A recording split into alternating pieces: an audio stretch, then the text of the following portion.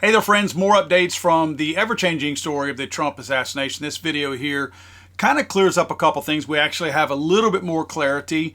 Although it doesn't answer any questions, it does define a couple of little things that were question marks out there. Take a look. Those local counter snipers from two different local SWAT teams were positioned in the area of the AGR building, but not in the building that Crooks fired from, according to our sources. And tonight, we're learning that 3 separate local SWAT teams, along with state police, were all part of a Saturday morning briefing about the rally. Tonight, we're getting the first images of what police found on Thomas Crooks after a Secret Service sniper shot and killed him: a remote detonator and cell phone. Sources telling me that Crooks was spotted looking at that cell phone and a rangefinder when this photo was captured nearly an hour before shots were fired. That picture and his description were communicated on police radio to the tactical command post just after 5:30.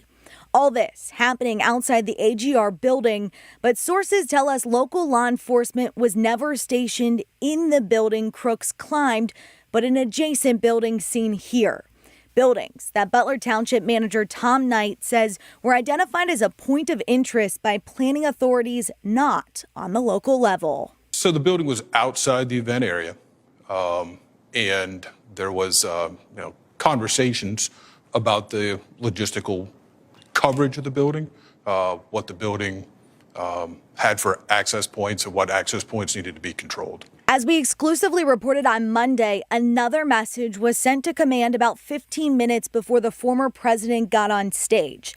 Sources telling us the last sighting of Crooks, he had a backpack, but no sign of a gun. That there was a radio transmission indicating that there was a suspicious individual on the rooftop. Was my understanding was our officers' first notification to begin moving towards that building.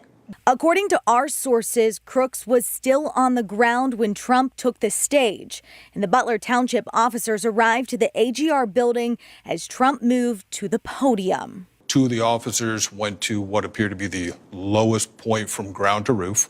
One of the officers actually boosted the second officer up high enough for him to grab hold of the roof. He did, in fact, see an individual on the roof with a weapon. Knight says Crooks pointed the rifle at the officer as the officer hung onto the side of the roof, unable to reach his radio or weapon. Lost his own grip, fell approximately 8 feet to the ground. Not long after, those shots were fired at the stage. Crooks was killed, and the phone and transmitter were found next to him. Now, the big question tonight is who was running that tactical police line of communication. As we reported from our sources, local SWAT officers were reporting all of this information up the chain of command. I questioned state police today on their role of communication. I'm told that they're not allowed to comment on operational security or planning. So the counter snipers that we thought were in the building where the actual shooter was, we had a lot of comments where people said, if he's walking on a metal building, how come nobody inside heard him? Well, guess what? The Secret Service director is the one who said those counter snipers were in the building the shooter was in. She said that. She's going to say she got bad information, whatever. It's clear that she's not equipped for her job. She can't even get something that simple right, which is a pretty big deal. Well, the reason why is because they were not in that building. So now you're telling me, see, she was trying to save face by saying, oh, the building, because of its massive slope, was too dangerous for us to be on it. So we secured the building from inside. Remember that? That was her excuse. So now they didn't even have that. So that building was not secured, right? This clarification now, they have stated locally that she was wrong. The building next to it, further away from the Trump rally, is where those people were inside. So this shooter was able to climb up on top of the most valuable piece of real estate for an assassin in the state of Pennsylvania, and nobody was inside it. We know the massive slope thing was a lie. We know they were just pulling stuff out of their butt to try to save face, right? So we listened to them say that the slope was too dangerous, but we all knew it was BS. Everybody knew that was BS. Stevie Wonder called that one. But now they're saying we knew that building was a threat.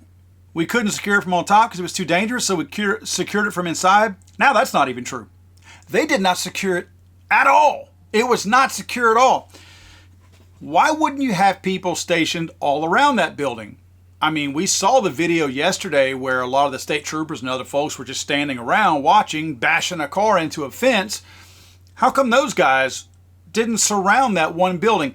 If it was too dangerous to get on top, which again, I'm being sarcastic, I know. Guys, I've seen wheelchairs roll up more aggressive slopes than that. So we know that was a story. But nevertheless, oh, it's too dangerous. Circle the building with these guys that were just hanging out, right? Keep somebody from getting up on that massively sloped rooftop. There's your problem solved. You don't have to put them in it or on it. Put them around it. Common sense stuff.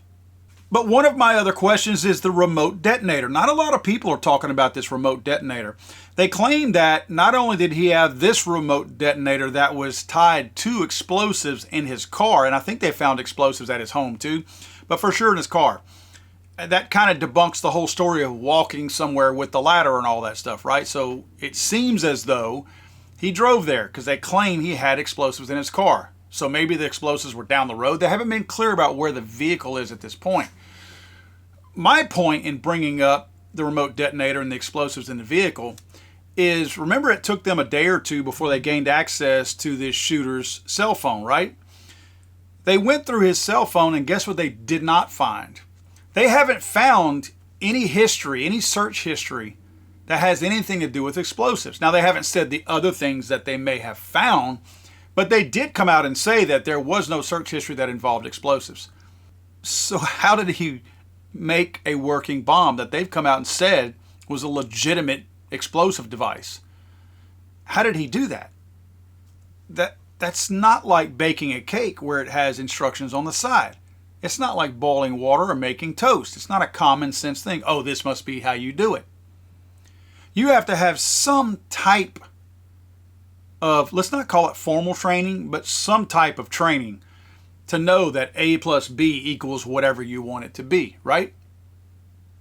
If he had no search history whatsoever, who made the bomb? Honest question. Who made the bomb? Who made this detonator, this remote detonator tied to that bomb or explosive device, whatever you want to call it? Who made this stuff? Who put this together for him? I'd like to know the answer. I think that's a fair question. And they go on to state the rumor that we kind of have been hearing, that an officer did try to climb up after people said that there was somebody on the roof and that this shooter pointed a gun at him and he climbed back down. Well, they explained it pretty good. Now, it made me feel good to hear this from this gentleman, that did in fact happen, and he was very descriptive of how that happened. However, when he climbed down, he radioed somebody. Where'd that radio transmission go? They claim that when Trump was on stage, this guy was still on the ground. So he quickly, apparently, got up on that roof really fast. If they saw this guy on the roof and Trump was on the stage and they radioed, that transmission stopped somewhere. What I mean by that is the people at the stage, the Secret Service, even whether it's the Betty Crocker chick or whoever else, they've got earpieces. They could have immediately been told. Maybe they didn't have time to get him off the stage, but they could have immediately been told, get him down. Those podiums that you see, those are armored podiums. That's not made out of balsa wood or fabricated wood. That's bulletproof panels. They could have had Trump immediately get down. They could have covered him. They could have kept him from getting shot, and maybe it would have kept the shooter from shooting and killing the 50-year-old man and shooting the other two people as well, because his target would have been out of his line of sight at that point. Again, where did that radio communication go and where did it stop? Because it stopped somewhere. It did not make it to where it was supposed to go. Whoever was radioing that there was a guy up there with a gun that just aimed it at me, meant that to go somewhere to prevent what everybody was there for, which is to protect one guy on that stage. And it did not go there. On a related note, they have come out and said that the parents that day also called and reported their son missing. His parents were looking for him on Saturday in the hours leading up to the Trump rally shooting and eventually called law enforcement to indicate he was missing, and they were worried. It's unclear what his parents told authorities, but the call happened on Saturday before Crooks later opened fire at Trump during the rally.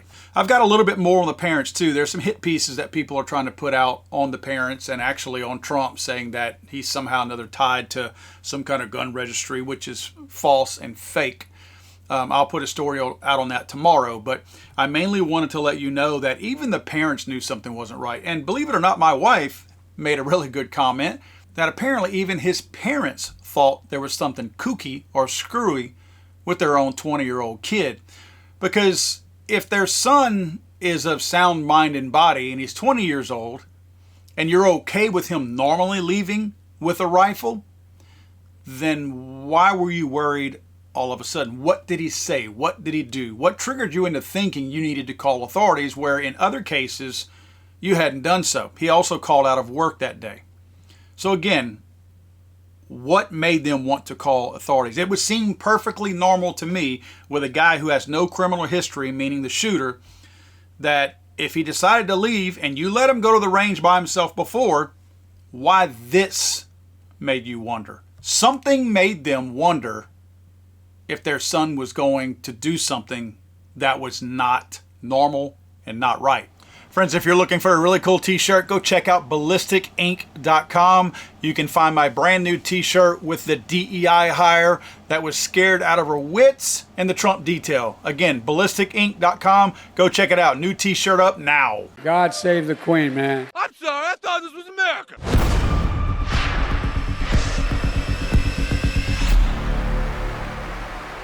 He's